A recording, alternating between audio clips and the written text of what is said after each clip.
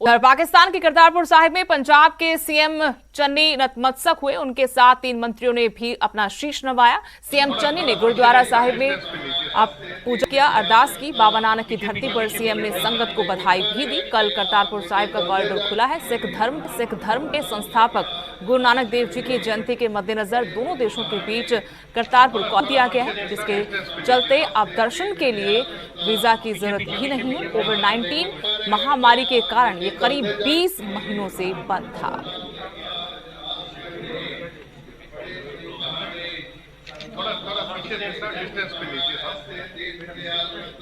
पीछे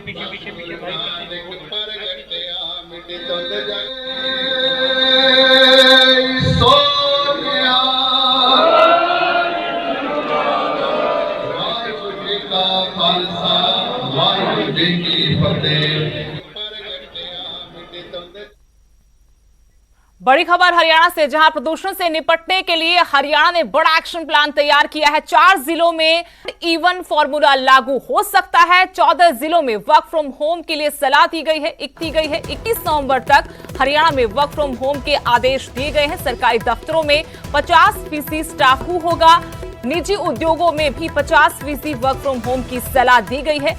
21 नवंबर तक दिल्ली से लगते 4 जिलों में स्कूल बंद रहेंगे। इसके अलावा खुले में कचरा डालने की जो गतिविधियां हैं उन पर भी रोक रहेगी। एनसीआर में निर्माण कामों पर भी रोक लगा दी गई है। राजधानी के साथ लगते हरियाणा के जिलों में भी दम घुट रहा है।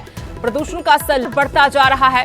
अब प्रदूषण की इस गंभीर समस्या से निपटने के लिए हरियाणा ने एक्शन प्लान तैयार किया है, जिसके तहत 4 जिलों में ऑड इवन का फॉर्मूला लागू हो सकता है। हमारे के साथ मेरे सहयोगी अंकित दुदानी जुड़े हैं।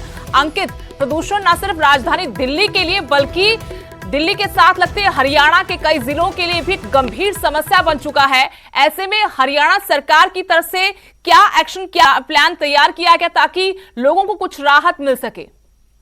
बिल्कुल सुदेश, क्योंकि जिस तरह से प्रदूषण फैला है और सुप्रीम कोर्ट ने जिस तरह से इस मामले में संज्ञान लिया है और सुप्रीम कोर्ट बहुत ही गंभीर है इस मामले को लेकर के, और दिल्ली के साथ लगते 4 जिले जो कि हरियाणा के झज्जर है, फरीदाबाद है, गुरुग्राम है और सोनीपत है, ये 4 जो जिले हैं उनको लेकर के कहीं ना कहीं गंभीर है मामला। क्योंकि इसीलिए अब तैयार किया गया है, वो यही प्लान तैयार किया गया कि वहां अभी जैसे 17 नवंबर तक जो पाबंदियां लगाई गई थी, स्कूल बंद किए गए थे, निर्माणाधीन कार्य पर रोक लगाई गई थी, उसी तरह से अब उसको 21 दिया गया है। और अगले हफ्ते ये भी सरकार विचार कर रही है कि जो 4 जिले हैं उनमें ओड इवन लागू किया जाए। तो कहीं ना कहीं अगर ऐसा होता है तो बड़ा कदम होगा। और जिस दिल्ली से विचार हो रहा है कि वहीं 15 साल के जो डीजल के वाहन हैं या 10 साल के जो पेट्रोल के 15 साल के और डीजल के 10 साल के जो वाहन हैं उनके ऊपर सख्ती की जाए। तो पूरी तरह से कहीं ना कहीं प्रदूषण को साफ करने के लिए कहीं ना कहीं ये एक पूरी रस्साकसी हो रही है। और अभी 21 तारीख तक का ये फैसला लिया गया है कि 21 तारीख तक ये पाबंदियां लागू रहेंगी। उसके बाद फिर से रिव्यू किया जाएगा और अगर ये ठीक होता है मौसम तो उसके अनुसार ही आगे एक्शन लिया जाएगा। धन्यवाद अंकित। जानकारी के लिए तो सरकार की तरफ से एक्शन प्लान पूरा तैयार है, एक्शन मोड में है ताकि यह प्रदूषण पर नकेल कसी जा सके। और सुप्रीम कोर्ट की सख्ती का यह असर कि अब सभी सरकारें संजीदा होती नजर आ रही हैं।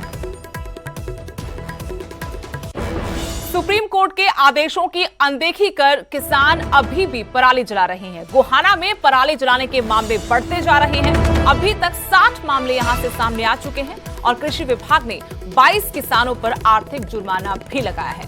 अब तक कुल 50,000 किसानों पर 50,000 रुपए का जुर्माना लगाया जा चुका है, लेकिन मामले लगातार बढ़ते जा रहे हैं। सुप्रीम कोर्ट की सख्ती, उसके बावजूद भी किसान बाज नहीं आ रहे, मनमानी की जा रही है। गोहाना में पराली जलाने के मामले बढ़ते जा रहे हैं। आर्थिक जुर्माना लगाने के बाद भी ये मामले बढ़ रहे हैं। जहाँ मशीन की कटाई बिना एसएमएस के रही है, वहाँ आगजनी की घटनाएं ज़्यादा रही हैं। तो इसलिए इस बार अंदाजन 60 के आसपास हमारे अभी तक जो अरसक से लोकेशंस आई हैं और उन पे 22 पे फाइन किया गया है। और हमारा किसान भाइयों से यही बार बार में अनुरोध है कि भाई वो जब भी अगर मशीनरी से ही हमने अपनी कटाई करवानी है तो एसएमएस के साथ करवाएं, ताकि बाद में किसान भाइयों को अपनी अवशेषों का प्रबंधन करने में दिक्कत ना आए। और यहां रुकेंगे छोटे से ब्रेक के लिए।